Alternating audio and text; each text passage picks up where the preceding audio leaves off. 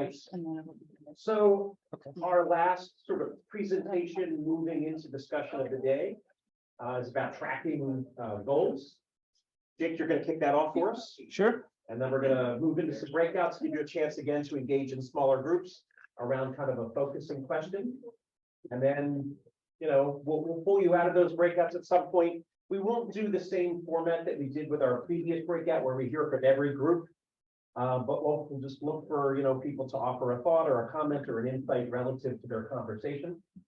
And then we're going to move toward wrapping up our day in just about an hour from now. So Jake, if you would, take it away. Yeah, great. Thank you.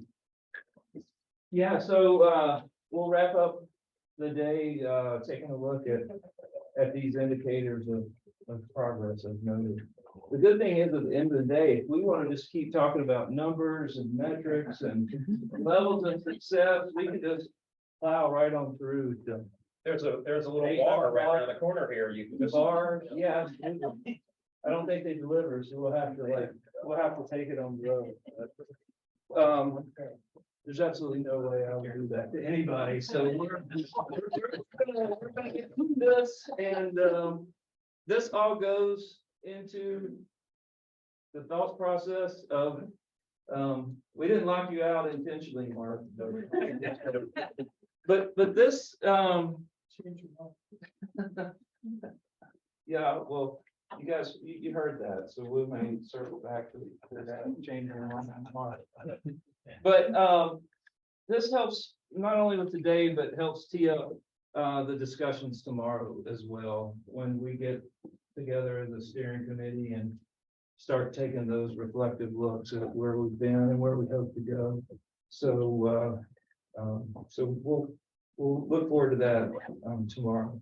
But what real briefly wanted to provide a broader overview of those goals and objectives, and we've heard much of this already today. Sean touched on much of ours this morning, and some of TU's, and we just heard some of the great work that NFWF is doing. But we'll have additional details, and so we'll just work through each of these. And we had the chest bathe this morning, but just this afternoon to give a broader overview of these three organizations, the joint venture, NFWF, and Trout Unlimited. We'll touch on those, and we'll start with the joint venture, and then I'll pass it off. And I think I may have to have Barb advance.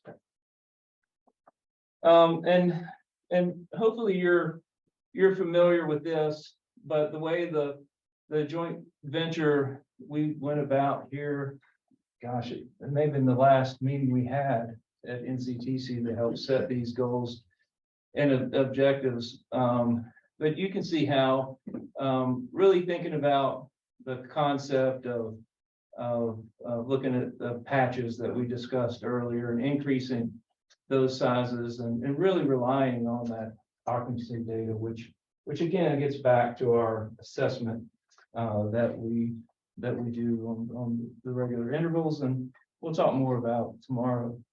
Trying to restore brook trout back into the catchments where they were lost. Again, relying on our partners and those project level data, and then maintaining the current number. Again, that concept of no net loss, that's been central to the work that has tried to be done by the joint venture. And again, really diving into that assessment data that we rely so much on, and then trying to improve the connectivity among within catchments and looking at doing passage projects by 2022. So you see, it's time for us to take a look at this. But it all again comes back to the integration of data from the assessment itself, and then the individual projects. Broad overview of how we've been thinking about things through the joint venture. And I think Helen is gonna Yep. talk about TUs. Yep, and Helen, if you're there, Sure. Helen will. We have TU next. I am. Can y'all hear me okay? Barb, do you want to advance the slide? Okay, go Actually, to go advance one NFWF more. is up. Come back to NFWF. Advance one more. There we go. Thanks. Okay.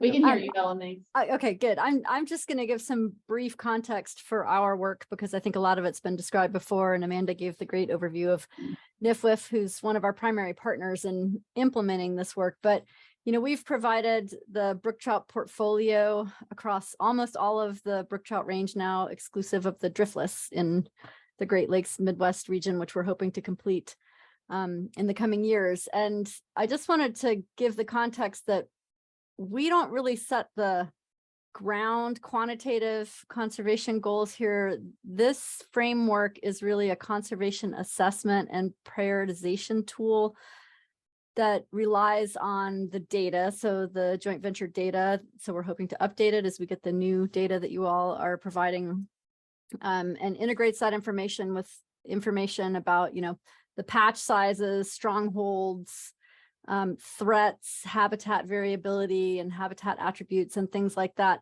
to provide this broad framework for understanding ability to create strongholds or sustain strongholds. And then it puts it all in this 3R framework of representation, resiliency, and redundancy. And so what we're providing really is a framework, hopefully for you all to use in, or partners to use in your conservation planning. And then, we do in certain areas work with partners like NFWF, the work that Sean talked about this morning, and in some cases have developed with them or worked with them on 10-year, for instance, watershed conservation plans and things like that to implement actual project work. And so there the goals are created in concert with NFWF. And what we monitor and what we report on in terms of the metrics are those goals. So the things that Amanda just talked about, like AOP projects and connectivity, and in some cases, water quality. Often it's habitat based. Sometimes it's fish based for the selected watersheds she talked about, where we and other folks are doing monitoring more deeply. But all of that really is that meeting of sort of the feasibility on the ground, the ability to get projects in and think about these things at scale. And then, we can report it back up related to the portfolio framework. But again, the portfolio is not necessarily driving those quantitative goals. And then the other thing I will mention just at a high level is that Trout Unlimited has just completed an effort to create priority waters. So we developed these across the entire nation in the geography relevant to trout and salmon. And we have state priority waters created now, but within those priority waters, we are currently undertaking the efforts to create conservation action plans. So our goals in those priority waters are still sort of under development, and we're using the portfolio as one of the main sort of ecological resources frameworks for informing the development of those priority waters and what the actions we're hoping to undertake in them will be. So that will be, Sean and others who are physically based in the East can help keep you up to date on the priority water conservation action plans as we get those completed. So does that help in sort of giving a context for what we do? And I'm happy to answer any questions if there's time. Yeah, thank you, Helen. Does anyone have any questions?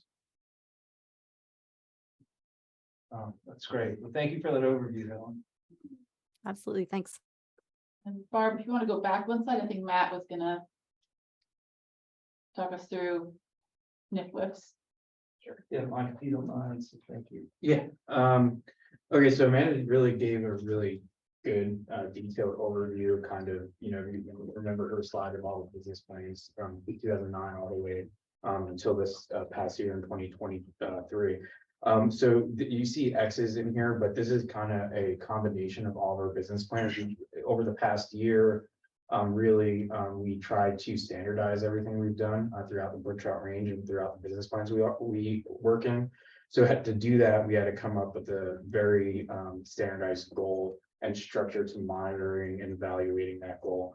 So for the most part, here's the types of goals that we have in each one of our business plans. So we have 4 business plans in which we have to say brook trout because Great Lakes also have brook trout within Eastern. But in this case, we have 3 business plans with Eastern brook trout and another business plan with brook trout and the Great Lakes.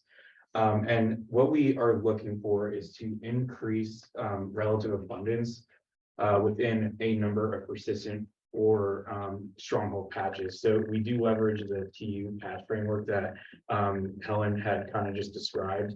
And we take those high value patches, the ones that are redundant and resilient, and we are trying to do these types of conservation actions and the objectives, and the metrics to kind of either sustain really good patches or push those persistent patches to be very, like those gold standard patches, which would be strongholds. So we're really trying to push some patches over that threshold to hopefully see an increase in relative abundance in eastern brook trout.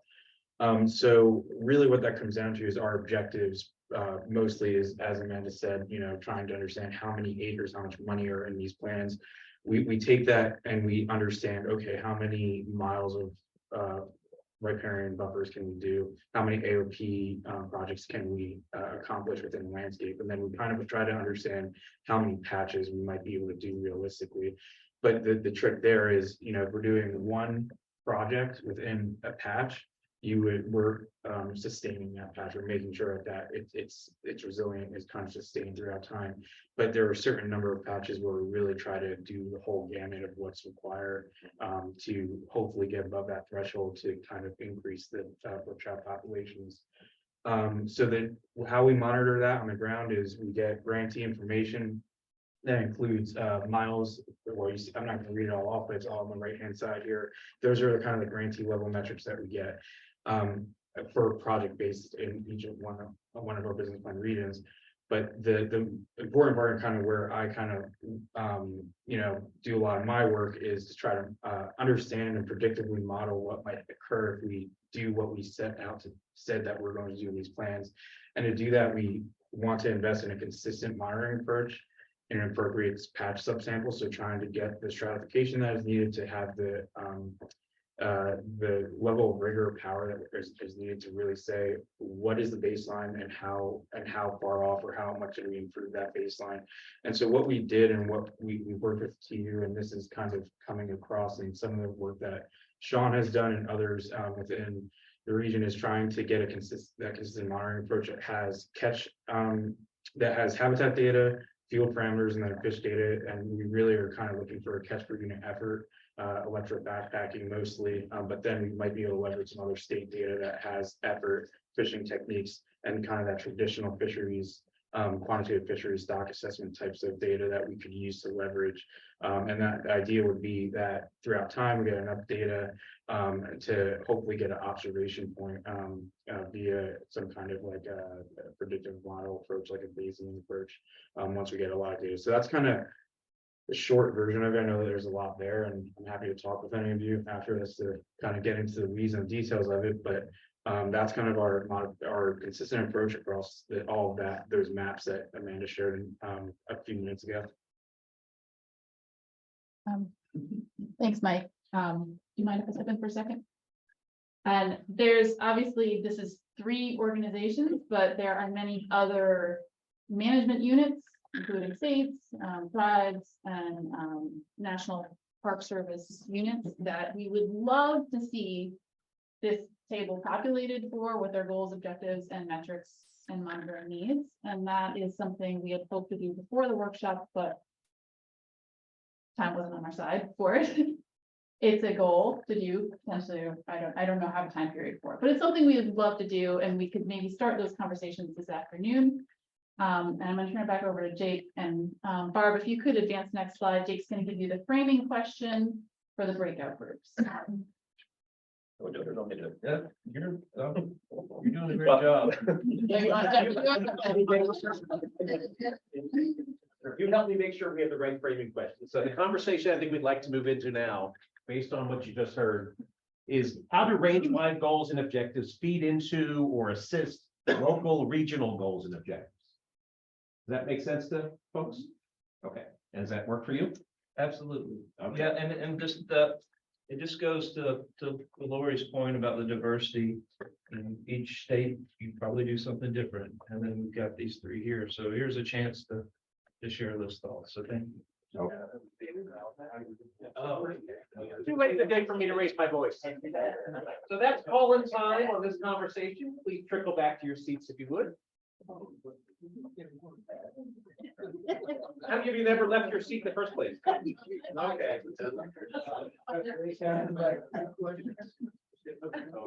You know, now that I think about it, the way I did the dots sort of looks very conducive to you just staying at your table. Didn't even occur to me.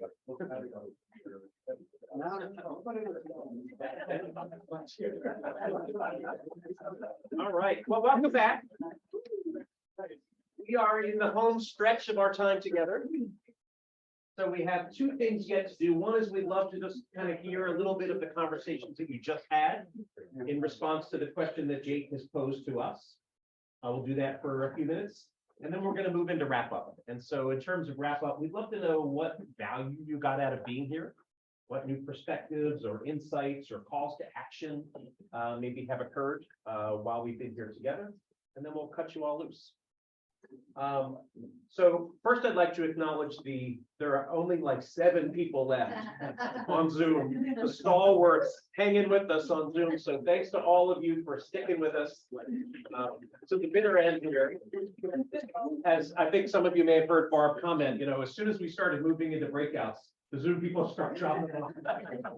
You know, it's 4:30. I don't think I'm going to hang around for this. So thanks to all of you on Zoom who stuck with us, and of course, thanks to all of you here in the room who are still here, breathing and engaged. And so what we'd like to do now is just sort of popcorn out. We're not going to do report outs like we did last time. Jake has posed the question to us: how do range-wide goals and objectives feed into or assist local regional goals and objectives? So we'd love your thoughts here in the room. If you have a thought you want to share that came out of your conversation, wave a hand, we'll acknowledge you. We'll invite you to stand up and speak loud and clear for the Zoom folks. And if you're still with us on in Zoom world, throw your comments or highlights or insights from that conversation into the chat, and Barb will be your voice here in the room.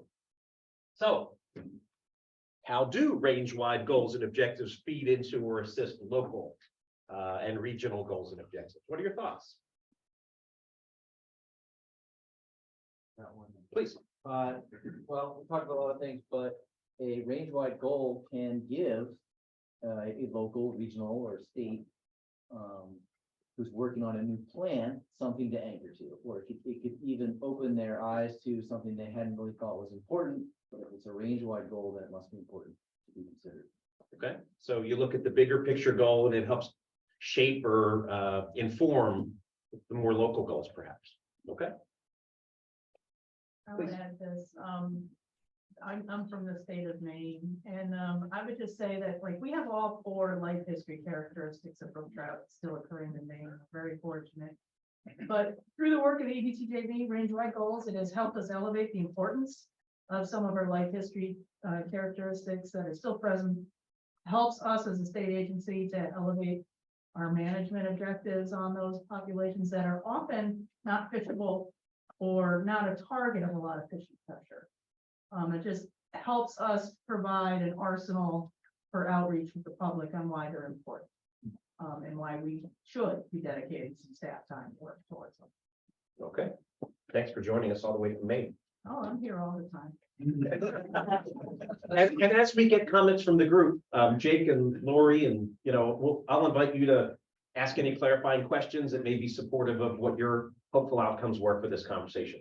Yes, please. Yeah, and I'll expand on the diversity of that from the life history stages to the regions in probably many of these states where these brook trout are found, whether they lie within private lands, federal lands, state lands, and the encouragement, if you have really good habitat in state and private lands, but you have poor habitat in private lands, because that's where private people have the autonomy to basically kind of do what they want, particularly West Virginia. But like you have a scenario where you have state fisheries managers going outward to see where you have put and take fisheries and see where you have covenants with landowners, and to see where you can maybe do repatriation efforts, and you can communicate with TU so that you can bring them into the picture and get some habitat work or some riparian zone work done on those areas. So, but if you don't have the types of goals that are outlined, if you don't have that driving you to push you to try to find those patches or those populations that you could potentially reestablish or expand, then that might not be something that you would ever really pursue because how traditionally difficult it's been to use sport fish monies on private lands. Or vice versa. All right, thank you for that. Barb, anything coming in from Zoom? No. Okay, you're still breathing out there on Zoom. We'd love to hear from you. If you have a thought you want to share, pop it in the chat. Barb will bring it forward into the room. I saw another hand floating around somewhere. It's now disappeared. Please. So I agree, we agree with, I think, everything that's been said. At the same time, I think it's valuable to make sure those range-wide goals actually align with what state's priorities are. One thing we talked about was how EBTJV's current goals are like maintain it all or expand populations and patch sizes. And yet a lot of what we talked about this morning with Chesapeake Bay and through here is that we're losing populations and that's reality. So coming to terms with that, especially this may be more of a conversation for tomorrow of having that reality of how do we actually want to prioritize our resources, and knowing that different states are going to prioritize in likely very different ways, be it South Carolina to Vermont, they're going to be two different avenues. It may be in South Carolina, you have to save everything. So I think it's going to be important as we look at these range-wide collective goals, still consider the autonomy of the states and what they can achieve and build that into our plan. Again, also coming towards a unified objective, which EBTJV or TU or NFWF can help bring resources to, but bringing resources to the states and their partners who are doing the work rather than going up sometimes can be beneficial. Okay, thank you. And Diane, did you have a comment? Yeah, so I'll just summarize for us. First of all, hi, Mary. You're the only one I haven't said hi to yet, and that too. But anyway, so wish I was with all of you guys. And CTC is awesome. But anyway, so to answer the question, I'll just start with a little bit of history, and that is for the Northeast, you know, exactly whoever just spoke was referencing. When it first started, it was at a HUC level 12, which of course was way too big for the Northeast. There were some states that weren't even utilizing the data because the maps and stuff were just too big. And I know an unfortunate situation, but we have lots of brook trout. And so at that level, it was just too grand. And so we couldn't do anything. And so then we are now at the catchment level, which I think as far as the goals and strategies now, that's a much better place to be. Still recognizing that in our subgroup, we had, there was a gentleman that spoke up regarding microhabitats. And I will tell you from my experience, really, really, really important, you know, having that local level data for those microhabitats, because, you know, you wouldn't get that on a large scale. And it's really important to the survival for the brook trout that are in our particular states. And so I would say goals and strategies, one of the things we're doing in New Hampshire is rewriting our current department strategic plan. And what I did was take the New Hampshire EBTJV strategies and I submitted them as part of what we should be working around for our goals and strategies for New Hampshire Fish and Game. And so as far as the question, how do they fit? They fit perfectly. As far as I'm concerned, you know, I have other responsibilities, not just brook trout, but of course the brook trout piece. These particular goals and strategies I think are really important. And I definitely want to reiterate that, you know, we need that local piece, though. We can't go, you can extrapolate your data out once you get the micro scale data or the, you know, I call micro scale, even NHD layer data. I think you can extrapolate out fine, but to pull it in that big scale initially was just not enough. So I would say as long as we can keep it, you know, smaller scale, I think these goals and strategies fit perfectly into our state strategies. All right, thank you, Diane. You're welcome. Other thoughts? Disagree with anything that's been said. Plain sight. I just hear it's like, my work, every regional level work. It's so helpful as information out there like this, when goals and objectives are translated down to geographies, right? So you can look at a map and you see the colors and see, oh, these are great places to work. That's awesome because then we can also see, like, for an agency that might have multiple priorities. Speak up a little bit. They're having trouble hearing you. Yep, for an agency that has multiple priorities or multiple issues that they're trying to manage for, it's awesome to see that overlap with Brook Trout. Or if there's socioeconomic factors that we're trying to manage for, we can see the overlap with those to figure out, okay, well, where's that sweet spot to spend the money, right? Because it really, for us, it really comes down to where we're delivering conservation. And whenever we can hit more, more priorities, with, what single dot on the map, that's the winner, right? It's typically the winner. It really helps us out to have all those goals and objectives translated down to geographies on the landscape to work. Okay, thank you, Will. Yep. What else? Jake or Lori, are there any more specific questions you wanted to ask that maybe haven't already been touched upon, that might have come up in the group conversations? Oh, we could do this for a month. Well, let's maybe do it for another 5 minutes. Anything else? I want to know why nobody else decided to color coordinate with this corner over here. Okay. I might have a spare. We were told it's solids. Yeah, for those of you on Zoom who aren't getting that inside joke, we have several members of the group sitting in the back all wearing blue checks, like checks on their shirts. So clearly they had a plan that the rest of us were not inside of in some way. Anything else related to goals and objectives? Yeah, just a quick thought. I know I meditate on this question of how things scale here. I mean, this is more of an observation from my experience looking at West Virginia's attempt to define trout waters. And I don't have a perfect view of this, but in my sample, it oftentimes I think is the case that there is no connection. Range-wide goals are not on the agenda of planning commissions and the decision makers on the ground level. Now, those folks are not in the room here, but I'm just seeing an open space and an opportunity to find ways to make those connections. And I'm trying to ask myself what are the science limitations, and but that's another discussion. In any case, there is a disconnect that I think we should recognize there too, and that's just an opportunity for making things better. Okay.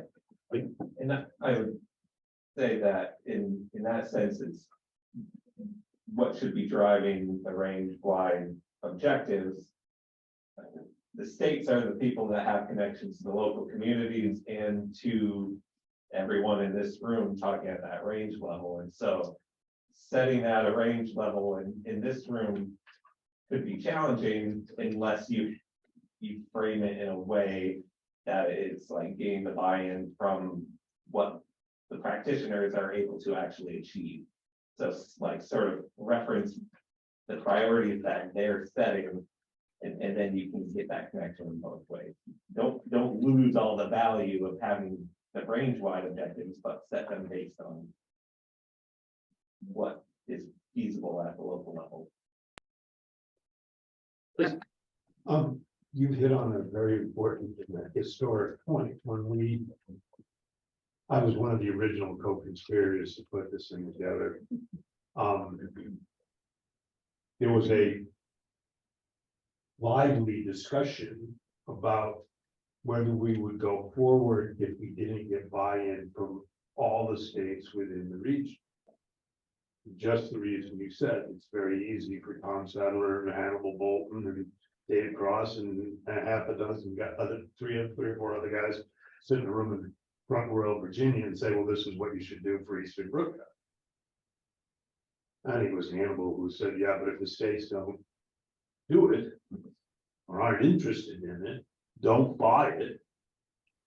Larry Moan, who's Steve's predecessor, shook his head and said, yeah, that's absolutely right. So I think this is an important question, but it could also go the opposite direction.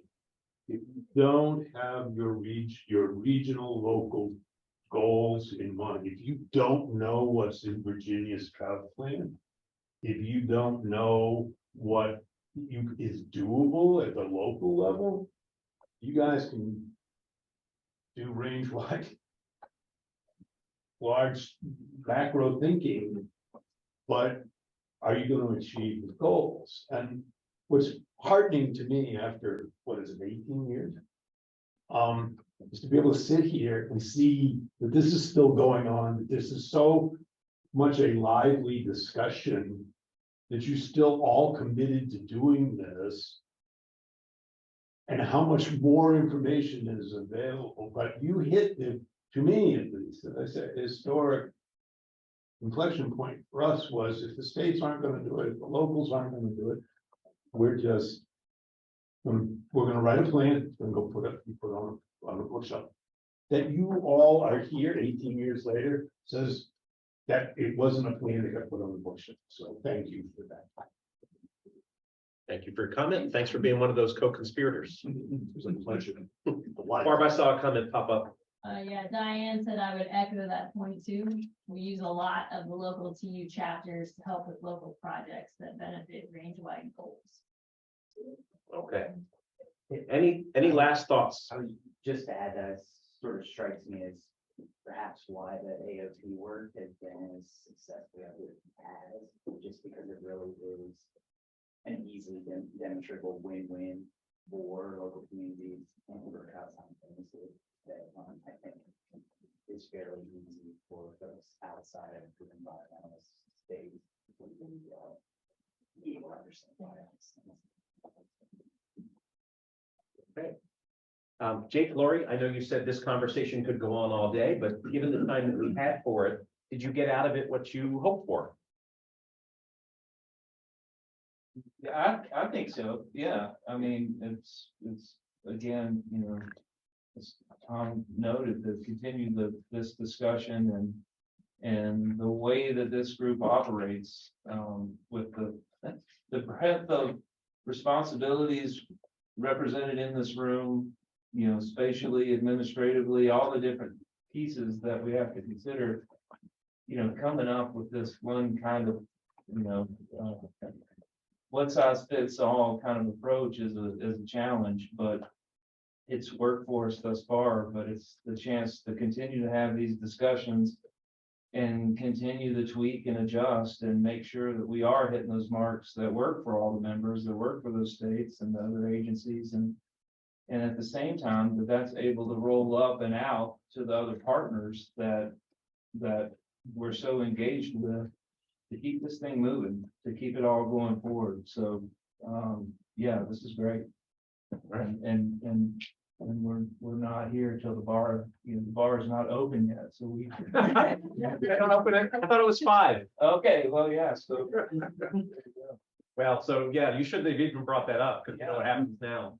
People's heads are no longer here, they're over at the bar. Yeah. So we'll close down this part of the conversation, just move into one last little piece. But Jake, thanks for setting it up for us. Thanks to all of you for having the conversations. Thanks again to the folks online. Do you want to rotate that camera again? Still pointing off in a. I was pointing at Jake. Okay, yep. You thought you were trying to capture the dress code over I there. did. Okay, Yeah, good, good. Diane laughed. All right, so the last question we need to address is, you know, what now? What next? And so Barb, would you click the slide forward, just one for me, please? So I'd like to close out just by inviting any highlights or, you know, key insights from the day. So based on the conversations that we've had, it's been a great day, different presentations, chance to engage with one another, some questions posed. What new perspective or insight are you carrying away from the day? Maybe there are some new connections that were made that you'll find, you know, value in. Or what is a course of action or a call to action that you're now sitting with? Let me give you just a minute. And if you don't want to take a minute, just take 60 seconds. Ponder these questions. And you on Zoom, please, as well. And then we'll invite just some closing thoughts from the day. What you're taking away and where are you going to take this from here? So just take 60 seconds if you would.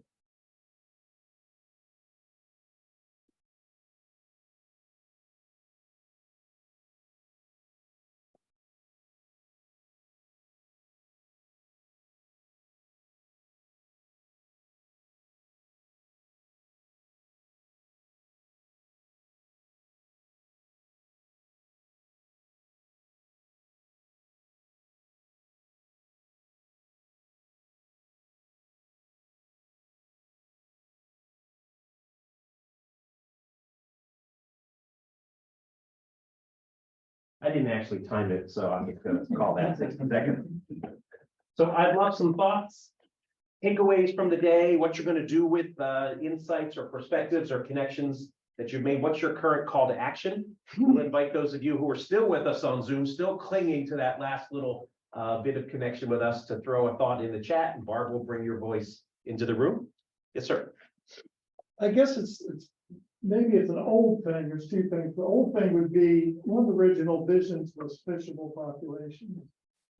And I'll talk about the assessment later, but a lot of these goals have nothing to do with fishability. And I've worked with Steve and that and stuff and never got to fruition, but I think a next action might be to states classify their patches as fishable or non-fishable, or in our case, we had 4 definitions. It was a destination fishery and we had some caveats. It was a local fishery. No one, and then it was an ecological population as a rhododendron. No one fished it. It was a healthy.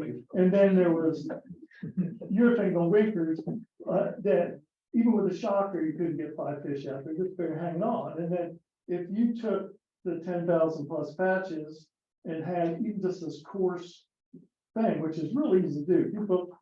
We did it with 100% agreement blind in Virginia and had agreement.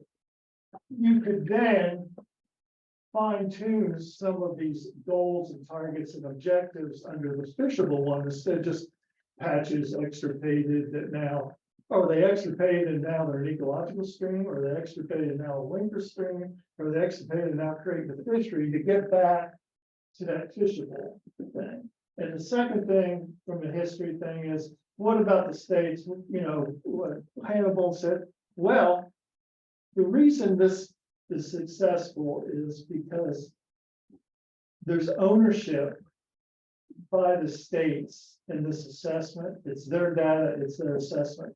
We just didn't do EIS data or analysis on the desk and then throw it out to people in the state.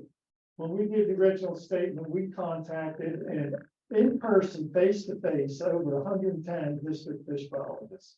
And we did the buy-in at that local level. Once they bought in, they got ownership of it. Here, if you look at where the assessment has gone, the database, it is unbelievable. That's why everyone's using our patches and stuff, because there's no other data out there. And what this group has done in terms of monitoring and assessment, and then using that in a science-based approach to go forward, is just phenomenal.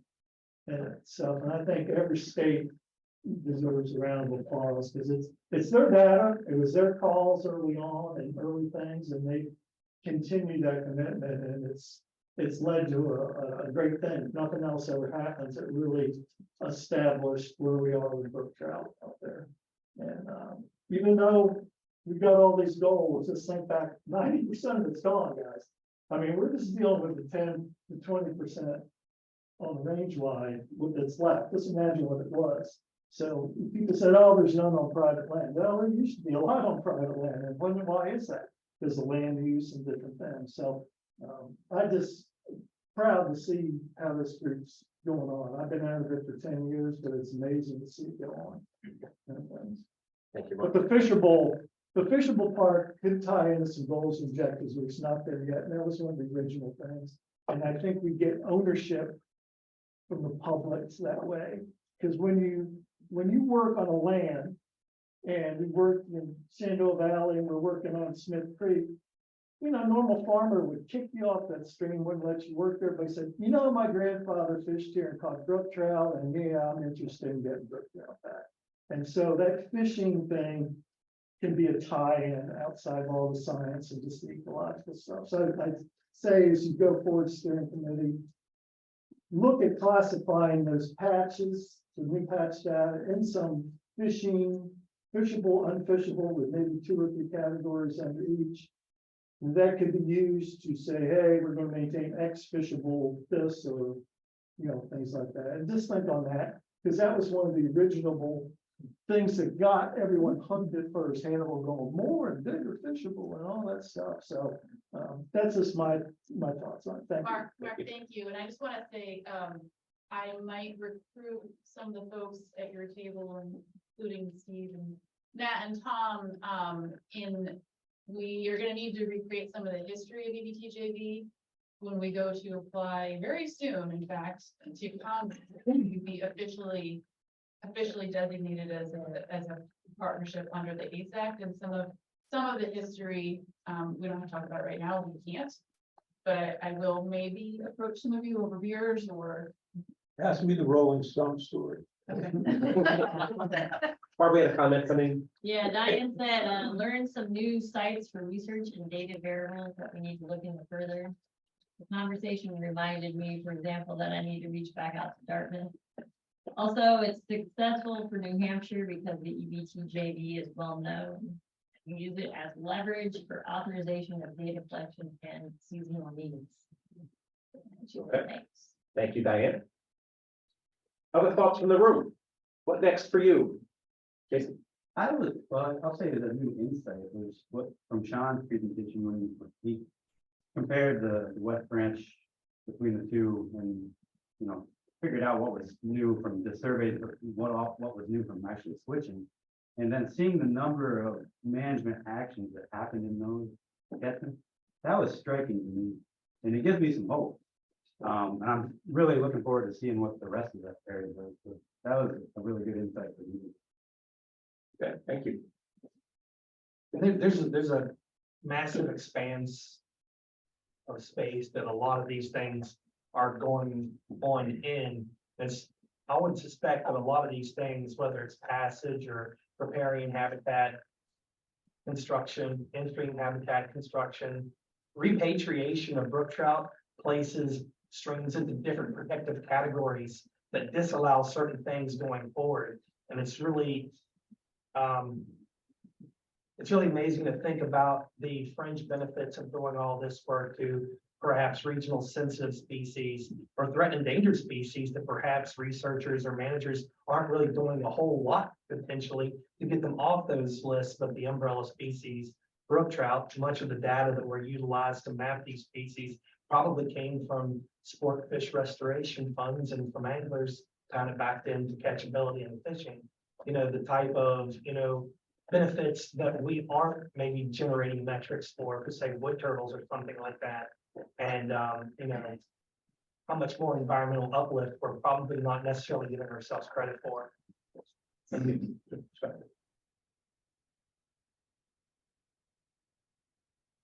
could say a couple things. I could probably, again, talk for a month, but I'm trying not to. I was floored by some of the funding levels that Shannon and others showed that went to brook trout projects. And maybe I shouldn't have been after being on this TU project with Sean, to seeing just how many projects just in the West Branch there were. I mean, maybe I shouldn't have been surprised by that, but it was really, really encouraging to see how many dollars are being spent specifically for brook trout. So that was really great. Also, we had a lot of discussions with the folks who helped set up this workshop, and thank you to Jake and Lee and those of you who helped with that in coming up with the right framing questions, right, Jeff? And I still feel like maybe we haven't landed on the right framing questions, but maybe it doesn't matter. But there's some other follow-up items that I would have loved to have gotten to here today. We lost our video feed from the front, but folks online can still see us. Okay, we don't need it. But I just want to say to everybody, thank you for being here. And also, I do want to follow up and ask folks if we can gather a database of what the different agencies are doing for monitoring, for temperature, for fish data and other things. If there's a way that we can get in, not the data necessarily, because that takes a long time, but just what you're monitoring for, maybe what the frequency is, who's holding the data. And I know that's something Yurichiro is going to be using. I am, yeah. Oh, you're good. I think we would love a list of all of the folks that are not in the room today that need to be here. I know Fan had mentioned, the folks who work on TMDL and the folks who work on On what? Comprehensive planning. Comprehensive plan, yes, thank you. There's land protection. Who else needs to be on these conversations? This is being on NRCS. NRCS, yeah, NRCS would be great. So I would love to. Josh should be working with wildlife species. Like, maybe I just need to start a database list of just your wish list of who needs to be, who and what agencies need to be at these meetings in the future. And CRS. And maybe even on our steering committee. And then finally, to getting back to that tracking discussion, we would love you to populate that sort of table that we showed at the very end for NFWF, TU, and EBTJV. We would love to get those tables populated for all of the folks who are working on it, whether it's state or tribe or park unit. So thank you for your patience with us as we try to pull that together, those requests. All right. Thank you, Laura. Jake, please, go ahead. I got one comment just to share from me. As a newcomer, having worked on other conservation teams for native fish recovery, primarily in the western US. This is it's a very it's a great opportunity to see all these folks that are coming together, not necessarily because they're being driven to, but because there's a vision of this shared conservation vision. You know, I've worked on recovery teams where there's a big hammer of the U.S. Fish and Wildlife Service and the ESA. Worked on things where states have coalesced in conservation agreements to prevent listings from happening. And here we are, you know, you guys are working around across multiple states, and kind of this big vision, and it's really interesting and it's compelling. So appreciate the invitation on that, and you for coming here, and yeah, so thanks. All right, thank you, man. Jake, I was going to see if you had any closing thoughts on the day. Yeah, I just echoing the comments that we just heard, and certainly throughout the day about the opportunity and the discussion, and this, you know, this continues to be such a strong group, and the chance for us to continue to work together to keep building on what's been 20 years of effort. And so I certainly appreciate everybody being here, those folks sticking it out online, and many thanks to Mr. Tom Sadler and Mark Huddy and for them to come back and to be a part of this. I think that that's certainly to our benefit, but it speaks to how special this group is. And so you know, and folks like Michiro winning the travel award coming directly from Japan here. I mean, it's just impressive.